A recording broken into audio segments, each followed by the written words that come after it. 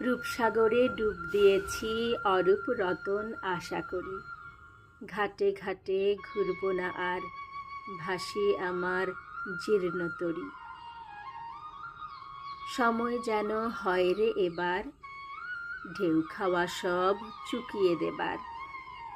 সুধায় এবার তলিয়ে গিয়ে, অমর হয়ে রব মরি।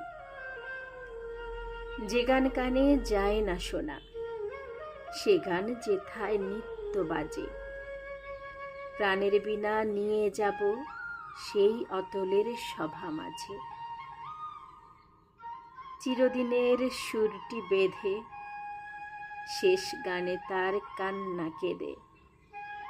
নীরব যিনি তাহার পায়ে, নীরব বীণা দিব ধরি।